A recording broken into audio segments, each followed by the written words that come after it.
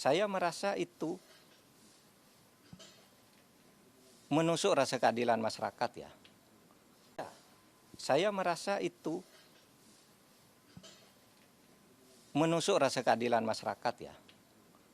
Ini baru pertama ada orang didakwa bukan diduga, didakwa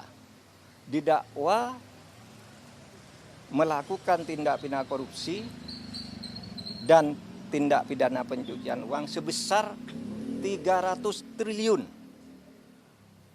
300 triliun. Lalu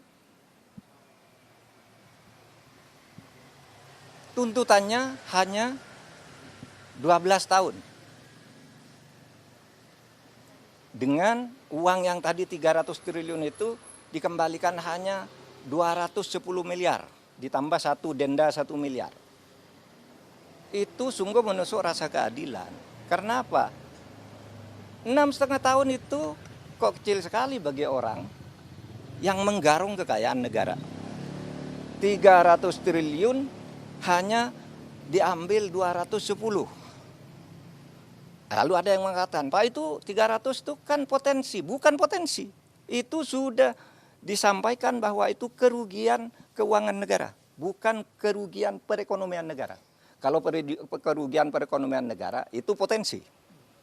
Termasuk gaji, termasuk apa gitu yang diduga merugikan perekonomian. Ini uang negara menurut Jampitsus Febri Diansah.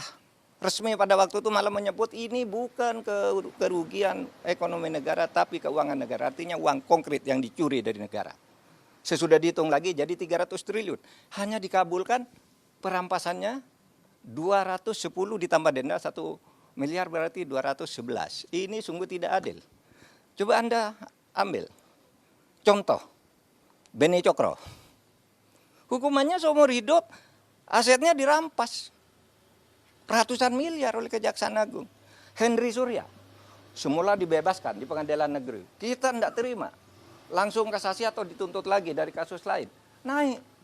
Ya. Si Henry Surya ini semula bebas, kita langsung ke kasasi menjadi 18 tahun penjara. Hartanya juga diambil.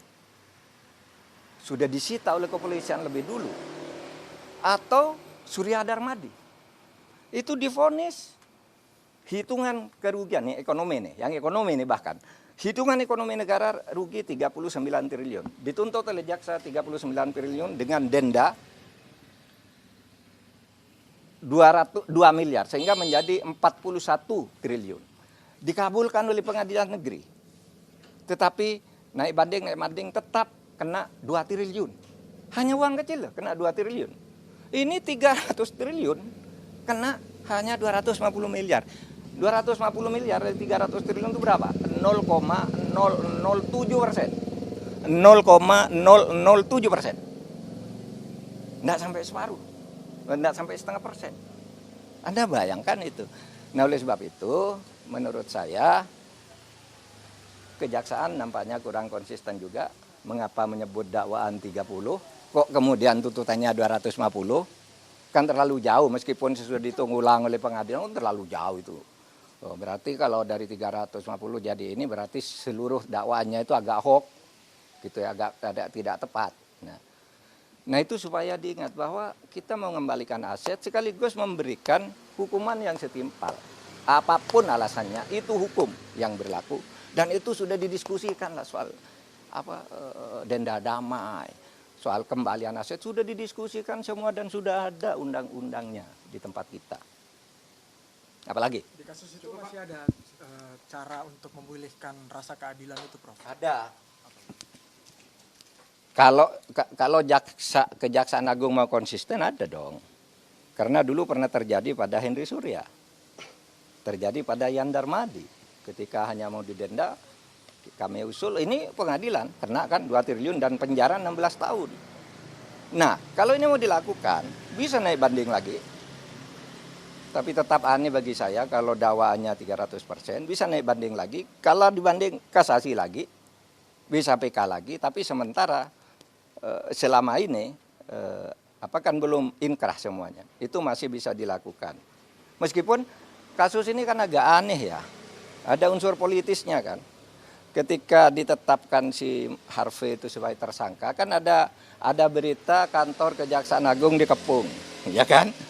Lalu Jaksa Agung memberi penjelasan diintervensi oleh Brimob atau apa gitu kan, Jaksa Agung ngomong di televisi ya.